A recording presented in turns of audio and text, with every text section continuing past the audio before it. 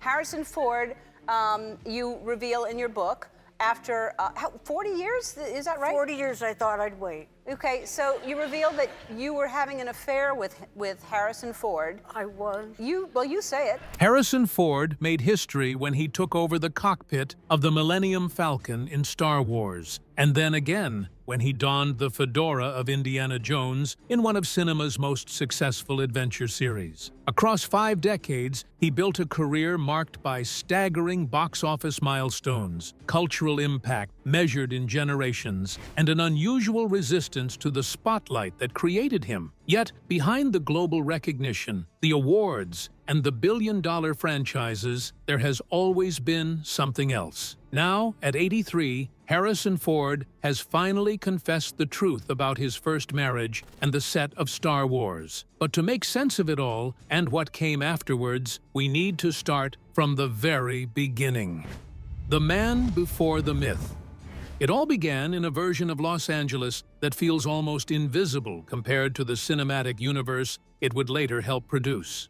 In the early 1960s, Harrison Ford was not a star, not a name on studio call sheets, and not even a reliably working actor. He was a self-taught carpenter. Ford arrived at acting through necessity rather than ambition, taking small television and film roles that rarely lasted longer than a scene or two, while his primary income came from building cabinets and working construction jobs across Los Angeles. The turning point in his personal life came early, in 1964, when he married Mary Marquardt, a relationship formed long before fame entered the picture. This was not a Hollywood marriage, but a domestic partnership built during financial uncertainty. Together, they built a household, while Ford continued to oscillate between job sites and audition rooms. Their first son, Benjamin Ford, was born in 1966, followed by their second son, Willard Ford, in 1969. At this stage, Ford's professional identity was still fragmented: actor by aspiration, carpenter by trade, father by responsibility. His acting career remained inconsistent and largely unremarkable. He signed a contract with Columbia Pictures, but was released after minimal impact, a setback that pushed him further toward carpentry as a stable fallback. He worked on homes for industry professionals, including musicians and producers. Even when he appeared on screen, it was often in roles that left little trace. Small appearances in films like American Graffiti gave him brief visibility, but not recognition. His presence in the industry was peripheral. Meanwhile, his home life with Marquardt remained the anchor point. As fate would have it, Ford's carpentry work brought him into contact with influential figures in Hollywood, including director George Lucas. While working on renovations, Ford was later cast in a small role in American Graffiti, and that connection eventually positioned him within Lucas's orbit again during the casting process for a new science fiction film that few expected to become significant. At the time, Star Wars was a high-risk production with an uncertain cast, budget pressure, and a studio unsure of its own expectations. Meanwhile, Ford's life existed in a kind of dual exposure. By day, he still worked with wood. By night, he read lines for roles that might never materialize into long-term work. There was no clear indication that this balance would collapse into fame. But then, everything changed. Star Wars, Han Solo, and the collapse of normal life. In 1976, Star Wars Episode IV, A New Hope, was still far from the cultural monolith it would become. Production was famously chaotic at 20th Century Fox Studios in California and on location in Tunisia, where shifting scripts, technical failures, and budget anxiety created an atmosphere of controlled panic rather than confidence. At the time, his role as Han Solo was not considered the emotional center of the film. In fact, he did not even technically audition for the role. Ford was reading lines with other actors during casting sessions to help Lucas test dialogue. His presence in the room, however, began to redefine the character dynamically. The sarcastic rhythm, the grounded delivery, and the improvisational tone he brought to Han Solo gradually shifted the character away from space opera archetype into something more grounded and unpredictable. Still, even during filming, there was no industry certainty that the film would succeed. Fox executives were skeptical. Production delays were constant. The budget, eventually around $11 million, was considered risky. When filming wrapped in 1976, Ford returned to a life that still looked ordinary. He was married to Mary Marquardt. They had 2 sons, Benjamin and Willard, and their household in Los Angeles still reflected the financial uncertainty of a working actor who had not yet broken through. At that moment, Star Wars was just another completed project in a long list of roles that might or might not lead anywhere. There was no guarantee it would be released without heavy edits, let alone become a defining cultural force. That uncertainty collapsed in May 1977 when Star Wars premiered in the United States. Initially opening in a limited number of theaters, the film rapidly expanded due to unprecedented audience demand. Lines formed around city blocks in major U.S. locations, including New York and Los Angeles. And within weeks, the film's commercial trajectory became irreversible. For Ford, the effect was immediate but uneven. He was not marketed as the lead star, but audiences quickly gravitated toward Han Solo as one of the film's most compelling figures. The character's moral ambiguity, humor, and detachment created a cultural imprint that extended far beyond the original ensemble. As the film's global box office climbed past $775 million worldwide in subsequent releases and re-releases, Ford's public visibility increased at a pace that left little room for adjustment. The transition from anonymous actor Carpenter to international figure was compressed into a matter of months. He began receiving recognition in public spaces, and industry attention shifted dramatically toward him as studios realized the unexpected breakout appeal of Han Solo. This level of visibility introduced a pressure that extended beyond his professional life and into his personal life. Normal routines now became increasingly difficult to maintain. This was a period of divergence between Ford's accelerating career and his dissolving domestic stability. While Star Wars was expanding into a franchise phenomenon, discussions around sequels and merchandising were already underway. His marriage to Marquardt was nearing its end. But you see, there's more to it than this. Harrison Ford confessed the truth about what ended his first marriage. During the production of Star Wars Episode IV, A New Hope, filmed across Elstree Studios in England and desert locations in Tunisia, Ford, then 33 and already married to Mary Marquardt, intersected briefly and unexpectedly with Carrie Fisher, then 19 and newly cast as Princess Leia. The production itself was still uncertain in 1976. Scripts were being rewritten during shooting. The tone of the film was unclear, and even its success was not guaranteed. Within that instability, a short-lived personal relationship formed between 2 actors at radically different stages of life and career. Fisher would not publicly address that period for decades. When she finally did in her 2016 memoir, The Princess Diarist, the framing was not scandal-driven but introspective. She revealed that she had kept diary entries during filming and used them to reconstruct her emotional state at the time. In those entries, she describes becoming intensely infatuated with Ford during the shoot, interpreting the experience through the lens of a 19-year-old navigating sudden fame, long filming hours, and emotional isolation in an unfamiliar production environment. Media summaries of the book consistently describe the relationship as lasting roughly the duration of filming, around 3 months, and ending once production concluded and the cast returned to separate lives.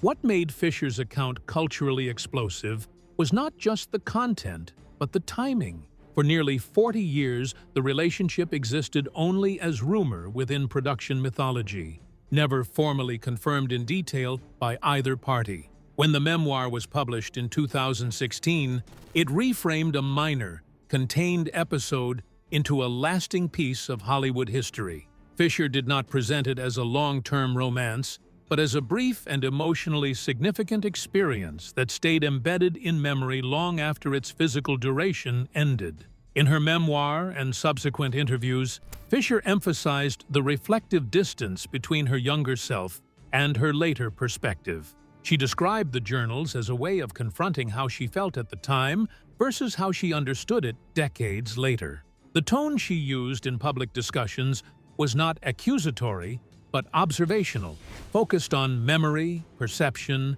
and the strange permanence of early emotional experiences in high-pressure environments. She also acknowledged that she informed Ford ahead of publication that she intended to include material from that period, a decision she later described as complicated in hindsight. In recollections reported by multiple outlets, she referenced his cautious reaction to the idea of publication, including a brief lawyer response, which she interpreted as concern over control of personal narrative rather than denial of the events themselves. Ford's response, by contrast, was minimal and deliberately constrained. In post-publication interviews reported by outlets such as Rolling Stone and GQ, he did not deny Fisher's account, but he also did not expand upon it. His most widely cited reaction was simply that it felt strange. When asked whether he had read the memoir, he replied, "No, I didn't." Beyond that, he declined to elaborate further, particularly after Fisher's death in December 2016. In later remarks, he expressed reluctance to revisit the subject at all. In all fairness, Ford has never framed this episode as the cause of his first marriage ending in 1979, but the timing was nothing but predominant. The dissolution of his marriage to Mary Marquardt occurred within a broader period of transformation driven primarily by career acceleration following the 1977 release of Star Wars. What the timeline does show, however, is overlap rather than causation. Between 1976 and 1979, Ford's life shifted simultaneously across three axes: global fame, increased professional demand, and a restructuring of domestic stability. The Fisher relationship, when later revealed, became a retrospective focal point placed onto a period already defined by transition. After Star Wars, both lives moved on completely different trajectories. Fisher wrote candidly about relationships, addiction, and mental health in later works, and her romantic life included a significant relationship and marriage with musician Paul Simon from 1983 to 1984. She later had a daughter, Billie Lourd, in 1992, and increasingly framed her life through motherhood, writing, and public reflection rather than romantic narrative continuity. When Fisher died in December 2016, Ford issued a brief statement describing her as brilliant and fearless, focusing on her personality rather than revisiting their shared history. This was the end of a chapter for Ford. His first marriage collapsed, but it was also a new beginning. Indiana Jones, global fame, and second marriage. After the unexpected global eruption of Star Wars, Harrison Ford was navigating saturation. Studios now treated him as a proven box office force, and in 1981, that status locked into permanence with Raiders of the Lost Ark, directed by Steven Spielberg and produced by George Lucas. Filmed across locations including Tunisia, England, and Hawaii, the production cost approximately $20 million and launched a new franchise identity built around Indiana Jones, a role that merged physical performance with intellectual charm in a way Hollywood had rarely packaged before. The film's release transformed Ford's screen identity again. Where Han Solo had been a rogue in space, Indiana Jones became an archetype grounded in history, archaeology, and serialized adventure. The success was immediate. Raiders of the Lost Ark became the highest-grossing film of 1981 in the United States and earned 9 Academy Award nominations, winning 5. Ford's physicality, doing many of his own stunts and enduring injuries during production, added to the perception that his stardom was well-earned. By this point, Star Wars was expanding into sequels and merchandising dominance, while Indiana Jones was establishing its own cinematic legacy. Ford also found love again. In 1983, he married screenwriter Melissa Matheson, a creative force best known for writing E.E.T. the Extraterrestrial, which itself grossed over $790 million worldwide and became one of the defining films of the decade. Their marriage occurred during a rare alignment, Ford at peak global fame and Matheson at peak creative recognition. The couple built a family together, welcoming 2 children, Malcolm Ford, born in 1987, and Georgia Ford, born in 1990. During this period, Ford's career expanded further with Blade Runner, Indiana Jones and the Temple of Doom, and Indiana Jones and the Last Crusade. Each project, however, increased the geographic and emotional distance required by production schedules. Filming locations stretched from London sound stages to European historical sites and desert landscapes, creating long periods of physical separation from domestic life. By the 1990s, Ford had become one of the highest-paid actors in Hollywood, commanding multi-million-dollar salaries per film. The Fugitive, directed by Andrew Davis, became another critical and commercial success, grossing over $350 million worldwide and earning 7 Academy Award nominations. Yet this professional stability contrasted with an increasingly private strain at home. Unlike his first marriage, there was no public scandal, no defining external rupture, only the slow accumulation of distance from both sides. Melissa Matheson herself continued to work selectively in screenwriting, maintaining a quieter public profile while focusing on family life. The couple's separation in 2000 marked the end of a 17-year marriage that had spanned Ford's transformation from rising action star to global franchise icon. Their divorce was finalized in 2004. The separation remained notably private, with no major public disputes or legal battles defining its conclusion. The emotional aftermath of this period became more visible years later, particularly following Matheson's death in 2015 from neuroendocrine cancer at the age of 65. While Ford did not publicly dramatize the loss, the timeline itself reflected the significance of that chapter, marking the end of a long-standing family structure that had developed alongside his stardom. But time marched on. Calista Flockhart and late-life stability. In 2002, at the Golden Globe Awards in Los Angeles, Harrison Ford met Calista Flockhart for the first time. At that point, Ford was already a 2-franchise global figure with decades of fame behind him, while Flockhart was at the height of her own television success through Ally McBeal, a series that had made her one of the defining TV faces of the late 1990s. The two drew closer over time. What distinguished this relationship from Ford's earlier life patterns was not immediacy, but pacing.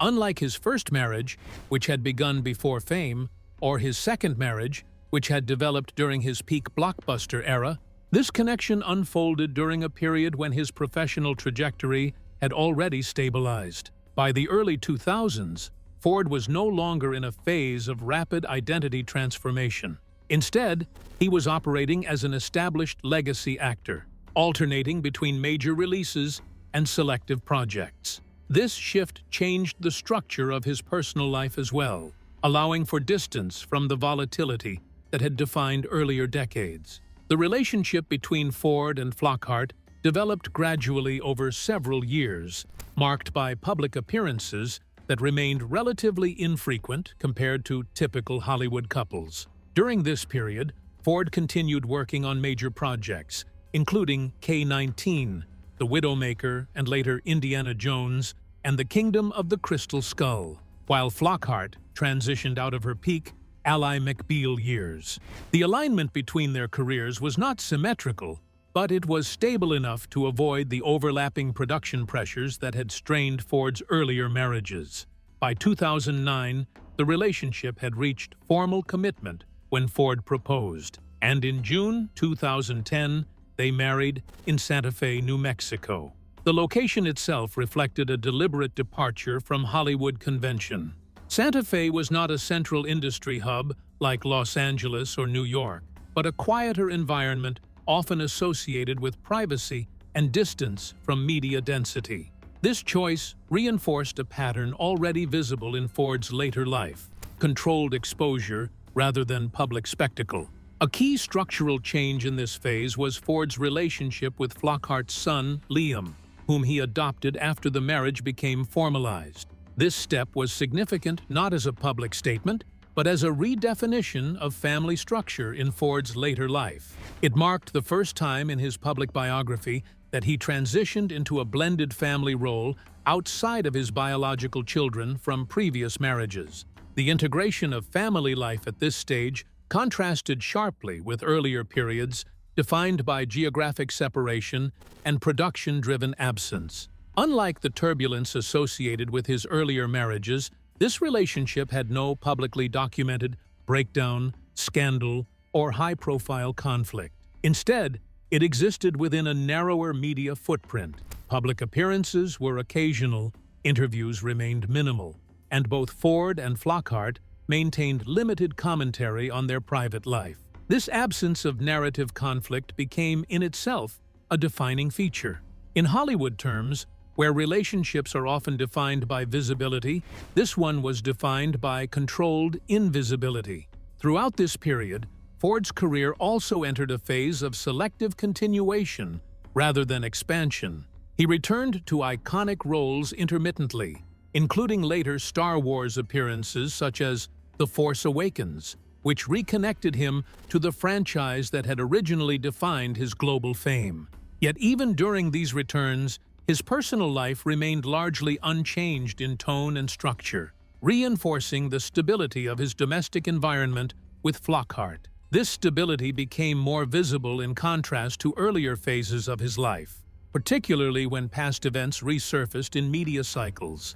Following the publication of Carrie Fisher's memoir, The Princess Diarist, Ford was again drawn into public discussion about his past. Even then, his responses remained brief and non-expansive, consistent with earlier patterns. He avoided reinterpretation, declined detailed reflection, and resisted framing his personal history in emotional narrative form. In coverage such as Rolling Stone's reporting on his GQ interview, his description of the situation as strange, and his refusal to elaborate further reinforced a long-standing behavioral consistency rather than a shift in openness. Perhaps not all stories need closure. The thing between him and Fisher was just never meant to be. Now, years after those youthful years, Ford has found stability and domestic bliss, and he has every reason to appreciate it. Well, that's it for now. Thanks for watching. Did you like this video? If you did, please consider liking, dropping a comment, and hitting the subscribe button so that you don't miss out on our new uploads. Also, don't miss this video you see on your screen right now. It's truly unbelievable.